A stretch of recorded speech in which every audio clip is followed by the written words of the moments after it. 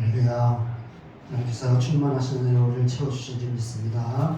오늘은 영생하도록 있는 양식이라는 제목으로 요한복음 6장 26절 27절 두 절 말씀만 함께 읽겠습니다. 요한복음 6장 26절 27절 말씀입니다. 함께 읽겠습니다. 시작. 예수께서 대답하여 이르시되 내가 진실로 진실로 너희에게 이르노니 너희가 나를 찾는 것은 표적을 본 까닭이 아니요 떡을 먹고 배부른 까닭이로다. 썩을 양식을 위하여 일하지 말고 영생하도록 있는 양식을 위하여 하라. 이 양식은 인자가 너희에게 주리니 인자는 아버지 하나님께서 인치신 자니라. 아멘. 어떻게 먹고 살래? 여러분 이런 말 많이 들어보셨죠? 우리가 살면서 이런 생각들을 많이 하면서 살아갑니다. 태초부터 지금까지 이 세상을 살았던 사람 중에 이런 질문을 한 번도 안 해본 사람이 몇이나 될까 이런 생각이 듭니다. 물론 우리가 금수저라고 부르는 그런 소수의 사람들은 아마 태어나면서부터 세상은 원래 이런 곳이다, 먹고 살 걱정 없는 곳이다 이렇게 생각하며 살았을지도 모릅니다. 아마 그렇게 살았던 사람들도 많이 있겠죠. 그런데 이 세상 대부분의 사람들은 하나같이 이 질문을 하면서 살아갈 수밖에 없습니다. 때론 우리 스스로에게, 때론 누군가를 향해서, 때론 누군가 나에게 어떻게 먹고 살래? 너 뭐 먹고 살래? 이런 질문을 합니다. 우리의 자녀들에게도 이런 질문을 하죠. 우리 아들이 기타를 치고 있는데 기타 하나 붙들고 과연 뭐 먹고 살까? 이런 질문들을 저도 하게 됩니다. 기타만 가지고 먹고 살 길을 찾을 수 있을까? 이런 질문들을 할 수밖에 없습니다. 우리 아들, 딸들 과연 이 세상에서 먹고 살 길을 잘 찾을 수 있을까? 이런 걱정들을 우리는 하게 됩니다. 그런데 정작 우리 아이들은 이 질문을 얼마나 심각하게 할까? 별로 심각하게 생각하지 않을까? 이런 생각이 들 때가 있습니다. 왜냐하면 오늘날 우리 사는 세상은 더 이상 먹고 사는 문제가 그렇게 절박한 문제는 아니기 때문입니다. 오늘날 우리는 창세로부터 지금까지 이 땅의 역사, 이 세상의 역사를 통틀어서 가장 풍족한 시대를 살아가고 있습니다. 물론 오늘날도 지구상에는 아직 그렇지 못한 나라들도 많이 있습니다. 먹고 사는 것이 가장 절박한 문제인 그런 나라들도 많이 있습니다. 하루 한 끼조차도 먹을 수 없는 그런 나라들도 많이 있습니다. 그렇지만 최소한 우리나라는 먹을 것이 없어서 굶어 죽는 사람은 없는 그런 나라입니다. 마태복음 6장에서 예수님께서 목숨을 위하여 무엇을 먹을까 무엇을 마실까 몸을 위하여 무엇을 입을까 염려하지 말라 말씀하셨는데 오늘날 우리에게 이 질문은 상대적인 질문이 되어 있습니다. 더 맛있는 것, 더 영양가 있는 것, 더 건강에 좋은 것을 뭘 먹을까 뭘 마실까 생각하고 질문합니다. 수많은 옷들 가운데 더 예쁘고 더 잘 어울리는 옷, 그 옷을 뭘 입을까 고민합니다. 옷장에 옷은 너무 많은데 늘 입고 나갈 옷이 없는 그런 이상한 세상이 되어 있습니다. 그런데 이런 세상이 된 지 그리 오래되지 않았습니다. 우리나라는 물론 지금 선진국이라고 자랑하는 미국이나 유럽의 여러 나라들도 몇십 년 전, 아니 백여 년 전만 해도 하루 한두 끼도 먹기 힘든 그런 세상, 그런 사람들이 많았습니다. 흉년이 들면 굶어 죽는 사람들이 많았습니다. 평균 수명이 30세가 안 되는 그런 시대도 많이 있었습니다. 전염병이나 전쟁으로 인해서 수많은 사람들이 죽음을 당했고 유아 사망률도 높았기 때문이기도 하지만 가장 큰 원인은 먹을 것이 부족해서였습니다. 오늘날 우리는 충분한 영양을 섭취하고도 영양제까지 챙겨 먹는 시대를 살아가므로 100세 시대를 살아가고 있지만 과거 대부분의 나라들에 있어서 일반 백성들은 영양 부족, 영양 실조의 상태로 살아갈 수밖에 없었습니다. 자연히 수명이 짧을 수밖에 없었죠. 오늘날도 많은 나라들은 여전히 먹고 사는 문제가 절대적인 문제인 나라들도 많이 있습니다. 세계 곳곳에서 지금 이 시간에도 수많은 어린아이들이 한 끼도 제대로 먹지 못하여 굶어 죽어가고 있습니다. 도대체 이 세상이 왜 언제부터 이런 세상이 되었을까요? 아시다시피 태초에 하나님께서 천지를 창조하실 때는 그렇지 않았습니다. 하나님께서 처음 만드신 세상은 에덴 동산은 아무것도 부족함이 없는 그런 곳이었습니다. 창세기 2장 9절에 여호와 하나님이 그 땅에 보기에 아름답고 먹기 좋은 나무가 나게 하셨다라고 말씀합니다. 하나님께서 주신 모든 실과들이 먹을 양식이었기 때문에 무엇을 먹을까 염려할 필요가 없었습니다. 철을 따라서 주시는 열매들을 먹고 살 수 있었습니다. 강이 에덴에서 흘러나와 동산을 적시고 있었다라고 말합니다. 끊임없이 흘러나오는 그 생물이 마르지 않았기 때문에 뭘 마실까 염려할 필요가 없었습니다.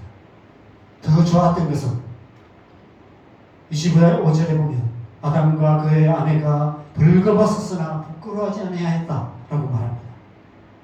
벌거벗었으나 부끄러워하지 않았기 때문에 무엇을 입을까 염려할 필요가 없었다는 것입니다. 태초에 하나님께서 만드신 세상은 무엇을 먹을까, 무엇을 마실까, 무엇을 입을까 염려할 필요가 없는 그런 세상이었습니다. 하나님께서 우리의 모든 필요를 넘치도록 채워주시는 하나님의 나라였습니다. 그런데 창세기 3장의 선악과 사건으로 인해 한순간에 모든 것이 달라지고 말았습니다. 창세기 3장 17절에서 19절까지 말씀을 보면 하나님께서 아담에게 이렇게 말씀하십니다. 땅은 너로 말미암아 저주를 받게 될 것이다. 그래서 네가 평생 수고하여야 먹고 살게 될 것이다. 흙으로 돌아갈 때까지 얼굴에 땀을 흘려야 먹을 것을 먹을 수 있을 것이다. 이렇게 말씀하셨습니다. 그날 이후 우리 모든 인생은 먹고 살기 위해서, 처자식 먹여 살리기 위해서 평생 수고하고 땀 흘려야만 하는 불쌍한 인생이 되고 말았습니다. 뭘 먹을까, 뭘 마실까, 뭘 입을까라는 질문이 우리 모든 인생의 본질적인 질문이고 절대적인 질문이 되고 말았던 것입니다. 이 질문에 대한 답을 찾지 못하면 굶어 죽을 수밖에 없는 그런 인생이 되고 말았던 것이죠. 나중에 창세기 5장에 보면 아담으로부터 시작해서 노아까지 이르는 계보가 기록되어 있습니다. 대부분 에녹을 제외하고는 대부분의 사람들이 900년 이상을 살았던 것을 성경은 기록하고 있는데 그 마지막 계보에 보면 28절 29절에 보면 라멕에 대한 이야기가 나옵니다. 라멕이 182세의 아들을 낳고 이름을 노아라 하면서 이렇게 말합니다. 여호와께서 땅을 조시하심으로 수고롭게 일하는 우리를 이 아들이 안위하리라. 900년 사는 동안 날마다 뭘 먹을까, 뭘 마실까, 뭘 입을까 염려하며 살아야 했다면 사는 게 얼마나 힘들었을까요? 오죽했으면 라멕이 이렇게까지 말했을까요? 오래 사는 것이 꼭 좋은 것만 아니었던 것 같습니다. 여러분, 만약 그렇게 영원히 살아야 한다면 그런 삶은 천국이 아니라 지옥일 것입니다. 영원히 날마다 뭘 먹을까, 뭘 입을까, 뭘 마실까 염려하면서 살아가는 세상, 그런 세상은 천국이 될 수가 없는 것이죠. 그래서 생명나무를 실과를 따먹지 못하게 막으신 것 같습니다. 그래서 하나님께서 노아의 홍수 이후에 우리의 수명을 줄여주신 것이 아닐까, 저는 이런 생각이 들었습니다. 우리가 어릴 초부터 요한복음 말씀을 계속 나누고 있는데, 지난주까지 5장 말씀에서 우리에게 다시 안식을 주시기 위해서 지금도 쉬지 않고 일하시는 하나님에 대해서 함께 생각해 보았습니다. 예수님께서 안식일에 38년 된 병자를 고치시고 일어나 내 자리를 들고 걸어가라 라고 말씀하시고 안식일 논쟁을 일으키십니다. 그러면서 예수님께서 이렇게 말씀하시죠. 요한복음 5장 17절 같이 읽겠습니다. 예수께서 그들에게 이르시되 내 아버지께서 이제까지 일하시니 나도 일한다 하시네. 예수님, 하나님께서 일하고 계신다는 거예요. 다시 우리에게 안식을 주시기 위해서 일하고 계신다라고 말씀하시며 나도 일한다. 나도 그 일을 하기 위해서 이 땅에 왔다라고 말씀하고 계십니다. 그래서 우리가 앞서 여러 번 이 그림을 우리가 함께 보았습니다. 우리가 태초에 하나님과 함께 누렸던 안식이 있었습니다. 하나님의 안식 가운데 우리를 창조하셨습니다. 그래서 우리가 먹고 살기 위해서 뭘 먹을까, 뭘 마실까, 뭘 입을까 염려하며 살 필요가 없는 그런 삶을 사는 존재로 우리를 만드셨다는 것입니다. 그런데 태초에 그 범죄함으로 말미암아 그 에덴 동산에서 쫓겨나 하나님의 안식으로부터 쫓겨나서 이 세상 가운데서 광야 같은 세상 속에서 뭘 먹을까, 뭘 마실까, 뭘 입을까 염려하면서 살아가는 우리, 수고하고 땀 흘려 일하면서 살아갈 수밖에 없는 우리, 그런 우리를 다시 하나님의 안식 가운데 인도하시기 위해서 예수님께서 이 땅에 오셨고 이제까지 일하신다라고 말씀하고 계신 거죠. 그 일을 온전히 이루시기 위해서 예수님께서 오셨고 마침내 예수님께서 십자가를 통해서 다시 에덴 동산, 다시 하나님의 안식으로 들어갈 수 있는 길을 열어 주셨고 누구든지 예수를 믿으면 그 안식에 들어가게 갈 수 있게 하신 것이죠. 예수 믿들을 믿는 저와 여러분 이미 그 안식에 들어와 있는 삶인 줄 믿습니다. 그래서 우리는 믿음으로 그 안식 가운데 살아가기를 힘써야 하는 것입니다. 신앙생활은 하나님의 안식 안에 살아가는 삶인 것입니다. 왜 우리가 주일을 예배를 드립니까? 안식일은 원래 토요일이 안식일이었어요. 그런데 우리가 주일을 안식일로 지킵니다. 왜 그럴까요? 첫날부터 마지막 날까지 모든 날이 다 안식일이기 때문에 그렇습니다. 하나님의 안식 가운데 살아가는 삶, 그것이 그리스도인의 삶이고 그것이 신약시대의 하나님의 백성의 삶인 것입니다. 이미 우리는 안식 가운데 들어와 있는 거예요. 구약의 시대는 그렇지 않았습니다. 첫날부터 시작해서 엿새 때까지 6일까지 열심히 잘 살아야 합니다. 열심히 일하고 살아야 마지막 날의 안식에 들어갈 수 있는 거예요. 그래서 그렇게 살았습니다. 일요일부터 시작해서 일, 월, 화, 수, 목, 금까지 열심히 일하고 토요일날 안식에 들어갈 수 있었어요. 6일 동안 잘 살아야만 안식할 수 있었습니다. 그런데 예수님께서 이 땅에 오셔서 십자가로 우리를 이미 안식에 들어오게 하셨습니다. 그래서 이제 우리는 주일, 부활하신 첫날, 안식 후 첫날부터 이미 안식하는 삶을 살아가는 거예요.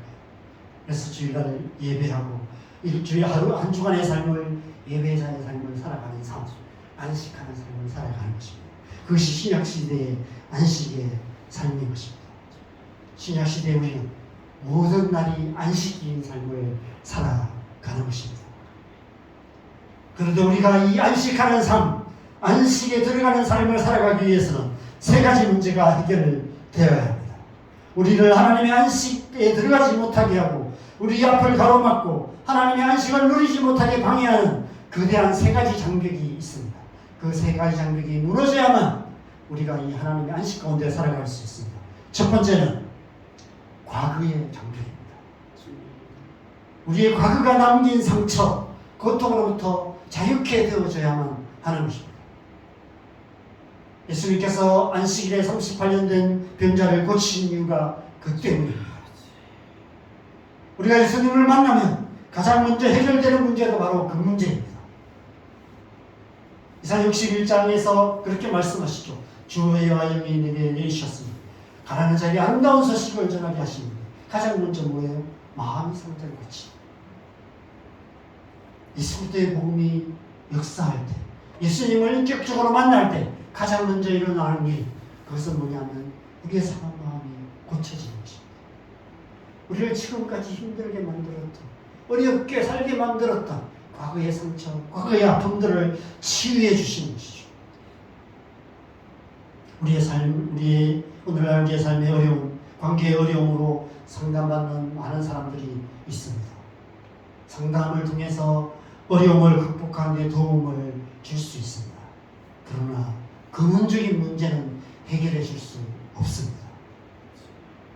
과거에 태어나면서부터 잉태되면서부터 지금까지 살아오면서 이 세상 가운데 살아오면서 우리 안에 생겨난 수많은 상처와 아픔들, 그걸로 말미암아 우리 안에 우리 스스로를 힘들게 만들고 다른 사람에게 상처를 주는 우리의 삶의 어떤 많은 문제들, 그런 문제들을 본질적으로 해결할 수가 없습니다. 그 문제를 해결할 수 있는 것은 오직 예수 그리스도밖에 없는 것이죠. 예수님을 만나게 될 때, 예수님의 은혜, 성령의 은혜가 우리 안에 충만하게 역사하실 때 우리의 상한 마음들이 치유되어지고 회복되어지고 온전케 되는 것입니다. 궁극적인 해결책은 예수님을 인격적으로 만나는 일밖에 없는 것입니다.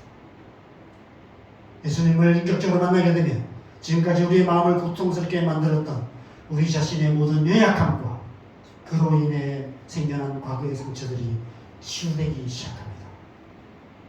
예수님 안에서 예수님을 말미암는 하늘의 기쁨과 평안을 맛보게 됩니다. 그래서 예수님 만나고 나면 많이 울어요. 안 믿는 사람들은 이해를 못해요. 그 예수 믿는 사람들은 맨날 어디 기도원 가서 막 맨날 울고 있고 예배드리다가 울고 있고 왜 우냐 저 사람이 울지 뭐 이렇게 이상하게 쳐다봅니다. 저도 예수님 인격적으로 만나고 나서 많이 울었던 것 같아요. 제가 아는 어떤 목사님, 어떤 목사님이 강의 오셔서 그렇게 얘기하셨어요. 자기가 하나님 만나고 나서 3년을 매일 울었다고. 3년을 울고 나니까 더 이상 울음이 안 나오더라고요. 3년 동안 하나님이 상처를 깊이 치유해 주셨다고 그렇게 얘기를 하셨습니다. 우리가 예수님을 만나고 나면 우리의 과거의 깊은 상처들을 치유해 주시기 때문에 우리 안에 있는 많은 고통들이 이렇게 솟아나게 올라오기 때문에 그런 많은 눈물을 흘리게 되는 그런 일들이 일어나는 것입니다. 그런 시간을 통해서 우리가 치유되어지고 우리 안에 하늘의 기쁨과 평안을 맛보게 되는 것이죠.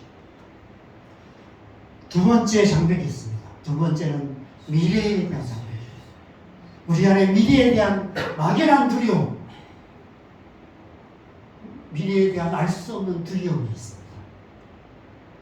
죽음과 심판에 대한 우리 영혼이 느끼는 두려움입니다. 우리가 안식을 얻기 위해서, 안식을 누리기 위해서 장차 임하실 하나님의 심판에 대한 두려움, 죽음에 대한 두려움으로부터 벗어나야 합니다. 전에도 말씀드린 것처럼 저는 주님을 만나기 전에는 죽음에 대한 두려움이 너무 커서 버스를 탈 수가 없었어요. 버스 타다가 혹시 버스 타고 가다가 사고 나서 죽을까 봐 이런 두려움이 너무 커서 서울서 이렇게 명절에 고향에 내려올 때 기차를 타고 왔습니다. 기차가 좀 더 안전하다고 생각했던 겁니다. 근데 언제부턴가 이 두려움부터 자유케 되어지고 미래에 대한 두려움으로부터 자유케 되어졌던 것 같습니다. 그러니까 우리 안에 있는 미래에 대한 모든 두려움의 근원은 다 죽음에 대한 두려움이고 죽음 이후에 있는 심판에 대한 두려움인 것입니다. 요한복음 5장 24절에서 예수님께서 이렇게 선포하십니다. 같이 읽겠습니다. 시작. 내가 진실로 진실로 너희에게 이르노니 내 말을 듣고 또 나를 보내신 이를 믿는 자는 영생을 얻었고 심판에 이르지 아니하나니 사망에서 생명으로 옮겼느니라. 믿는 자는 이미 영생을 얻었다라고 말씀합니다. 심판에 이르지 않는다라고 말씀하십니다. 그래서 우리가 앞서 말씀해서 우리는 증인, 증거, 고발 등 여러 가지 법정 용어들을 통해서 오직 예수, 오직 믿음으로 우리가 제사함을 받아 하나님의 백성이 되었고 하나님의 심판이 아니라 하나님의 안식에 들어갈 수 있다는 사실을 확증하는 시간들을 가졌던 것입니다. 그래서 사도 바울이 이렇게 담대하게 선포합니다. 로마서 8장 1절 2절입니다. 같이 읽겠습니다. 시작. 그러므로 이제 그리스도 예수 안에 있는 자에게는 결코 존재 아니하나니 이는 그리스도 예수 안에 있는 생명의 성령의 법이 죄와 사망의 법에서 너를 해방하였습니다. 예수 안에서 우리는 모든 두려움을 이기고 안식을 누릴 수 있는 것입니다. 그래서 우리는 예수님을 믿어야 하는 것입니다. 예수님을 믿을 때 우리는 죽음과 심판에 대한 두려움, 모든 미래에 대한 두려움으로부터 자유함을 얻을 수 있게 되는 것입니다. 그렇다면 세 번째 장벽이 무엇일까요? 우리를 하나님의 안식에 들어가지 못하게 만드는 세 번째 장벽은 현실의 문제입니다. 이미 말씀드린 것처럼 먹고 사는 문제입니다. 우리는 우리가 해결해야 될 현실의 문제들이 많이 있습니다. 날마다 뭘 먹을까, 뭘 마실까, 뭘 입을까 염려하며 살아가는 세상. 이 세상 속에서 우리 또한 그렇게 살아간다면, 우리 또한 그렇게 날마다 뭘 먹을까, 뭘 마실까, 뭘 입을까 염려하며 살아간다면 우리는 하나님의 안식을 누릴 수 없습니다. 세상 사람들과 똑같이 살아갈 수밖에 없는 거예요. 그래서 오늘 본문에서 예수님께서 오병이어의 기적을 일으키신 것입니다. 그런데 오늘 본문 앞에 제가 이제 몇 주에 걸쳐서 이 요한복음 6장의 이 오병이어의 기적 이야기를 함께 나눌 텐데 함께 읽진 않았지만 요한복음 6장 3절에서 5절 말씀에 보면 이렇게 말씀합니다. 5절 3절까지 말씀 같이 읽겠습니다. 시작. 예수께서 산에 오르사 제자들과 함께 거기 앉으시니 마침 유대인의 명절인 유월절이 가까운지라 예수께서 눈을 들어 큰 무리가 자기에게로 오는 것을 보시고. 그리고 이 기록을 마태복음과 비교해보면 마태복음에서는 예수님께서 산에 오르셔서 모여든 무리들에게 먼저 마태복음 5장에서 7장까지 산상수훈의 말씀을 선포하세요. 그리고 몇 장을 지나서 여러 가지 이야기들, 여러 가지 사건들이 펼쳐진 후에 마태복음 14장에 가서 빈들에서 모여든 무리들에게 오병이의 기적을 행하셨다라고 기록하고 있어요. 마가복음과 누가복음도 똑같이 오병이의 기적을 빈들에서 행하셨다라고 기록하고 있습니다. 학자들은 마가복음을 기반으로 마태복음과 누가복음을 기록했다고 얘기합니다. 그래서 똑같은 기록을 기록하고 있습니다. 그런데 요한복음만은 다르게 기록하고 있습니다. 사도 요한은 그 사이에 있었던 모든 사건들을 다 빼버립니다. 그래서 예수님께서 산에 오르셔서 마태복음에서는 산에 오르셔서 모여든 무리들에게 산상수훈을 전하시고 여러 가지 사건들을 행하시고 얼마의 시간들이 지나고 오병이의 기적을 행하셨다고 기록하는데 사도 요한은 그 사이에 있는 사건들을 다 생략하고 예수님께서 산에 오르셔서 모이던 무리들에게 어떤 말씀을 전했다는 기록은 없어요. 분명히 어떤 말씀을 전하셨겠죠. 그리고 모여든 무리들에게 오병이의 기적을 행하셔서 5,000명을 먹이시고 12광주리를 남기신 기적을 행하셨다고 기록하고 있습니다. 그런데 그때가 마침 유대인의 명절인 유월절이 가까웠다라고 기록하고 있는 것입니다. 왜 사도 요한은 다른 복음서와 다르게 이렇게 기록하고 있을까요? 마태복음의 산상수훈은 다 중요한 말씀이지만 저는 개인적으로 그 가운데 가장 핵심적인 말씀은 마태복음 6장 24절에서 34절까지 말씀이 아닐까 생각합니다. 그 가운데 두 절 말씀만 우리가 함께 읽겠습니다. 25절과 33절입니다. 같이 읽겠습니다. 시작. 그러므로 내가 너에게 이르노니 목숨을 위하여 무엇을 먹을까 무엇을 마실까 몸을 위하여 무엇을 입을까 염려하지 말라. 그런즉 너희는 먼저 그의 나라와 그의 의를 구하라. 그리하면 이 모든 것을 너희에게 더하시리라. 사도 요한은 지금 이 오병이어의 기적 이야기를 이 산 위에서 행하신 일로 기록하면서 이 산상수훈의 가장 핵심인 이 말씀을 오병이어의 기적 사건으로 그냥 표현하고 있는 것입니다. 뭘 먹을까, 뭘 마실까, 뭘 입을까 염려하지 말라. 먼저 그의 나라와 의를 구하라. 그리하면 이 모든 것을 너에게 더하시리라. 이 말씀을 사도 요한은 이 오병이어의 요한복음 6장에서 산에서 말씀을 전하시고 오병이어의 기적을 통해서 먹이시고 하나님 말씀 전해주시고 먹여주시고 이 사건 하나를 가지고 이 말씀을 다 표현하고 있는 거예요. 여러분, 이 시대는 하루 한 끼도 제대로 먹기 힘든 시절이었습니다. 남자만 5,000명이 모인 모임이라고 얘기합니다. 여자와 아이들까지 합치면 2만 명 이상이 모여있는 모임입니다. 그런데 그 모임에 먹을 것을 가진 사람이라고는 보리떡 5개와 물고기 2마리 가진 한 아이밖에 없었습니다. 그래서 어떤 사람은 그 아이가 자기 먹을 것을 내놓으니까 다른 사람들도 자기가 가져온 숨겨놓았던 먹을 것을 다 내어놓아서 다 배불리 먹고 남았다 이렇게 주장하는 사람도 있습니다. 근데 그것은 그 당시의 경제적인 상황을 몰라서 하는 얘기입니다. 그 당시 경제 상황이 그렇게 넉넉하지가 않았습니다. 그리고 예수님을 따르는 사람들은 다 가난한 사람들이었어요. 하루 한 끼조차도 먹기 힘든 그런 사람들이었어요. 하루 벌어서 하루 먹고 사는 그런 사람들이었어요. 그 사람들이 그날 일을 못했어요. 예수님 따라다니라. 하루 종일 예수님 따라다니라고 오늘 일을 못했기 때문에 오늘 양식이 없는 사람들이었어요. 그런데 저물어서 먹을 것이 없는 그런 상태였다는 것이죠. 그래서 수만 명인 사람임에도 불구하고 어린아이 하나, 그 도시락 하나밖에 남아있지 않는 그런 상태였어요. 만약 다 숨겨놓은 게 있었다면 예수님이 그걸 모르셨겠어요? 아마 제자들에게 이렇게 말씀하셨을 것입니다. 저들이 다 먹을 거 갖고 있다. 나눠 먹으면 먹고 남는다. 그냥 알아서 먹게 해라. 이렇게 얘기하셨겠죠. 예수님께서 그렇게 하지 않으셨습니다.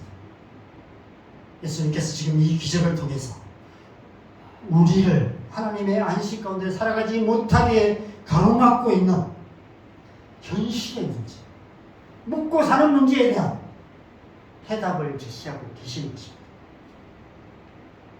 뭘 먹을까, 뭘 마실까, 뭘 입을까 염려하는 것, 그런 것은 이방인들이 하는 것이다.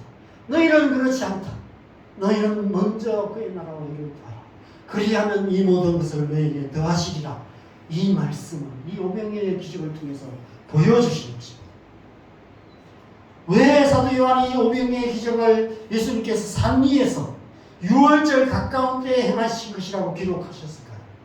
산 위에서 말씀이 선포되고 6월절이 있고 큰 무리를 먹이는 기적이 일어나는 사건이 일어난 적이 있었습니다. 언제였을까요? 광야에서였습니다. 출애굽기의 광야에서였습니다. 이스라엘 모든 나라 모든 역사를 통틀어서 뭘 먹을까 뭘 입을까 뭘 마실까 염려하지 않고 인생의 현재인의 문제를 조금도 걱정하지 않고 거기로부터 완전히 자유케 되어져서 하나님의 나라의 안식을 맛보았던 때가 있었는데 이스라엘 백성들이 광야 40년을 살아가는 그때였어요. 애굽의 장자를 치시는 마지막 재앙의 날인 6월절에 그들은 출애굽하여서 광야로 들어갔고 시내 산에서 모세를 통하여 말씀하시는 하나님의 말씀을 들었습니다. 과거로부터 구원을 받았고 미래의 하나님의 나라 가나안 땅을 향한 약속을 받았습니다. 그 하나님의 백성으로서 어떻게 살아야 되는지 영생의 말씀도 들었습니다. 그런 문제가 다 해결되나요? 현실의 문제가 있죠. 광야에서 먹고 사는 문제. 뭘 먹을까, 뭘 마실까, 뭘 입을까? 광야에서 어떻게 그걸 해결할 수 있습니까? 누가 그걸 해결해 줄 수 있나요? 그 많은 무리들, 200만이 되는 무리들, 장정만 60만이었다고 해요. 그 무리들을 40년 동안 어떻게 광야에서 먹고 살 수 있었습니까? 하나님께서 날마다 만나를 주시고 메추라기를 주시고 반석에서 생물을 솟아나게 주셨습니다. 낮에는 구름기둥, 밤에는 불기둥으로 그들을 지키시고 인도하시는 하나님의 임재 안에 그들은 살았습니다. 신명기 8장 4절에 보면 이 40년 동안에 내 의복이 헤어지지 아니하였고 내 발이 부러뜨지 아니하였느니라. 먹고 사는 문제만 아니라 입는 문제도 해결되었습니다. 옷이 헤어지지가 않는 거예요. 40년 동안 새 옷 그대로 자고 나면 새 옷이 되어 있고 자고 나면 새 옷이 되어 있는 그런 시대를 살았던 것이죠. 그런데 그 앞절이 8장 3절에 보면, 신명기 8장 3절에 보면 하나님께서 광야 40년 동안 무엇을 하셨는지를 말씀하십니다. 같이 읽겠습니다. 시작. 너를 낮추시며 너를 주님께 하시며 또 너도 알지 못하며 내 조상들도 알지 못하던 만나를 내게 먹이신 것은 사람이 떡으로만 사는 것이 아니요 여호와의 입에서 나오는 모든 말씀으로 사는 줄을 내가 알게 하려 하시니라. 바로 오늘 본문 27절과 같은 말씀입니다. 썩을 양식을 위하여 일하지 말고 영생하도록 있는 양식을 위하여 하라. 떡으로만 사는 것이 아니요 하나님의 말씀으로 사는 것이다. 오병이어의 기적을 맛본 무리들은 광기에 사로잡혔습니다. 먹고 살기 힘든 시대에 가장 절박한 문제인 먹고 사는 문제를 한 방에 해결하시는 예수님의 그 통큰 기적을 경험하고 나서 이 사람들이 눈이 뒤집혔어요. 그래서 예수님을 억지로 잡아서 임금을 삼으려고 했다라고 말씀합니다. 그래서 예수님이 그 사실을 알고 예수님이 도망치세요. 홀로 산으로 올라가십니다. 그 사이에 제자들은 배를 타고 갈릴리를 건너 가버나움으로 갑니다.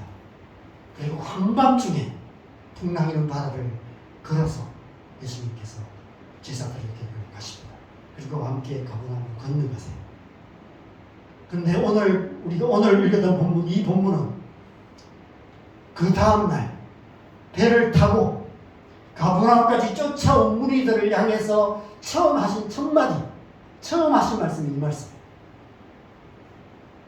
썩을 양식을 위하여 일하지 말고 영생하도록 있는 양식을 위하여 하라. 이 양식은 인자가 너에게 주리라. 인자는 아버지께서 인치신 자니라. 사람이 떡으로만 사는 것이 아니요 여호와의 입으로 나오는 모든 말씀으로 사는 줄을 내가 알게 하려 하십니다. 그래서 오늘 본문 다음에 보면 예수님을 따라온 무리들이 표적을 구하면서 31절에 보면 우리 조상들은 광야에서 만나를 먹었나이다. 당신이 보여줄 표적이 무엇입니까? 라고 질문을 합니다. 이 사실을 의미 있게 요한이 기록하고 있어요. 이 오병이어의 사건이 그 예수님의 광야에 대한 어떤 상징적인 사건이라는 사실을 보여주신 것입니다. 광야에서 먹고 살 것을 다 책임지셨던 그 하나님의 은혜가 무엇인지를 말씀하고 계시는 것입니다. 믿음의 삶을 얘기하시는 거예요. 믿음의 삶을 살아야 된다는 것을 말씀하고 있는 것이죠. 요즘은 그런 소리 들어본 지 오래된 것 같지만 옛날에 교회 열심히 다니는 사람들 보면 비아냥대니 하는 말이 있습니다. 교회 가면 밥이 나오냐 떡이 나오냐 이런 말을 합니다. 교회가 밥 먹여주냐 예수가 밥 먹여주냐 이런 얘기를 합니다. 여러분 어떻게 생각하십니까? 교회가 밥 먹여줍니까? 예? 예수는 없으시죠? 네. 예수가 밥 먹여줍니까? 저는 그렇다고 생각합니다. 예수님께서 그렇다고 말씀하고 계세요. 지금 오병이어 사건이 그걸 말씀하시는 거예요. 예수가 밥 먹여준다 이 얘기를 하시는 것입니다. 마태복음 오늘 6장의 산상순의 핵심 말씀이 바로 그 말씀입니다. 먼저 그의 나라와 그의 를 구하라. 그리하면 이 모든 것을 너에게 더하시리라. 묻고 사는 문제, 하나님이 책임져 주신다는 것이죠. 그거 하나님께 믿고 맡기라는 것입니다. 그리고 너희는 먼저 그의 나라와 의를 구하라는 것입니다. 오늘 본문에서 썩을 양식을 위하여 일하지 말고 영생하도록 있는 양식을 위하여 하라는 말씀. 하나님께서 영생하도록 있는 양식만 주시고 썩을 양식은 안 주시겠다는, 그거는 알아서 해라, 이런 말씀이 아니라는 것입니다. 사람이 떡으로만 사는 것이 아니요 하나님의 말씀으로 산다는 말씀도, 하나님 말씀만 주시고 떡은 안 주신다, 떡은 너희들이 알아서 해야 된다, 이런 말씀이 아니라는 것입니다. 마태복음에서 공중나는 새를 보라, 왜 말씀하셨을까요? 육신에 먹을 것도 책임져 주신다는 사실을 강조하기 위해서 이 말씀을 하시는 거예요. 공중나는 새가 하나님의 말씀 먹고 삽니까? 아니죠. 육신의 양식을 먹고 삽니다. 공중나는 새도 육신의 양식을 먹여주는데 하물며 너희일까 보냐, 그렇게 말씀하고 계신 것이죠. 광야에서 출애굽한 이스라엘 백성들도 시내산에서 주신 하나님의 말씀만 먹고 산 것이 아니었습니다. 하늘에서 내리는 만나와 메추라기를 먹었고 반석에서 솟아나는 샘물을 마셨습니다. 우리가 먼저 그의 나라와 의를 구할 때 이 모든 것을 우리에게 더하여 주실 거라고 약속하고 계신 것이죠. 이 약속을 믿고 살아가라는 것입니다. 이 믿음에 대해서 다시 강조하기 위해서 사도 요한은 이 모든 말씀을, 이 오병이의 기적, 예수님이 행하신 기적 중에 가장 놀라운 기적 중에 하나인 이 기적 이야기를 가지고 우리에게 보여주신 것입니다. 믿으라는 것입니다. 믿고 살아가라는 것입니다. 믿음의 삶에 대해서 말씀하고 계시는 것이죠. 우리는 예수님을 믿음으로 우리의 과거의 어두운 그림자에서 벗어나 자유케 됩니다. 우리의 과거의 상처들, 아픔들이 치유되고 회복되고 자유함을 얻게 됩니다. 예수님을 믿음으로 우리는 미래에 대한 두려움, 죽음에 대한 두려움, 심판에 대한 두려움으로부터 자유함을 얻게 됩니다. 우리의 앞날, 우리의 미래 하나님께 맡기고 살아갈 수 있게 됩니다. 그런데 많은 사람들이 믿음을 거기에서 거기까지로만 생각해. 시작에 대한 믿음, 끝에 대한 믿음만을 생각해. 과거와 미래에 대한 믿음만을 생각합니다. 현실의 삶에서는 믿음의 삶이 무엇인지를 알지 못하는 것입니다. 과거의 고통으로부터 벗어나고 미래의 천국 가는 것에 대한 믿음만을 생각하면서 현재의 삶 속에서 날마다 믿음으로 살아가는 삶이 무엇인지를 모른다는 것입니다. 여러분, 믿음은 현재의 삶에 필요합니다. 현재의 삶에도 기적을 일으키는 능력이 있는 것이 믿음입니다. 믿음으로 살아갈 때 우리는 이 질문에 대한 답을 얻을 수 있습니다. 어떻게 먹고 살래? 뭐 먹고 살래? 믿음으로 먹고 사는 것입니다. 영생하도록 있는 양식을 주신다고 말합니다. 영원히 우리를 먹이신다고 약속하신 거죠. 그 약속을 믿고 믿음으로 살아가는 사람, 그런 사람들이 바로 하나님의 백성인 것입니다. 그럼 우리가 우리의 자녀들에게 가르쳐야 할 삶이 그런 삶입니다. 우리가 우리의 자녀들을 보면서 가끔 그런 눈으로 바라보는 것 같습니다. 저것들이 뭐 먹고 살까? 저것들이 앞으로 먹고 살 길을 찾을 수 있을까? 이런 눈으로 바라보는 것 같습니다. 여러분, 우리의 자녀들이 앞으로 어떻게 먹고 살까요? 믿음으로 먹고 살 것입니다. 하나님을 믿게 됩니다. 하나님께서 그들의 모든 삶을 책임져 주신 것입니다. 우리가 우리의 자녀들에게 가르쳐야 될 삶, 우리의 자녀들에게 보여줘야 될 삶이 바로 그런 삶이죠. 우리가 날마다 믿음으로 살아갈 때 뭘 먹을까, 뭘 마실까, 뭘 입을까 염려하지 않고 하나님께서 모든 것을 주실 줄 믿고 먼저 그의 나라와 의를 구하며 살아갈 때 우리의 자녀들이 또한 우리의 삶을 통해서 믿음의 삶이 무엇인지를 보게 될 것이고 하나님 믿고 살아가는 그런 삶을 살아가게 될 줄 믿습니다. 저와 여러분의 삶이 그런 삶 되기를 바랍니다. 하나님께서 모든 것을 다해 주실 줄 믿고 먼저 그의 나라와 의를 구하며 영생하도록 있는 양식을 위해 일하는 저와 여러분 되시기를 주님의 이름으로 간절히 축원합니다. 아멘. 우리 함께 찬양하시고 기도하시는 시간 갖겠습니다. 이 찬양 우리 함께 하겠습니다. 찬송가 393장입니다. 오신 실하신 주님의 아버지여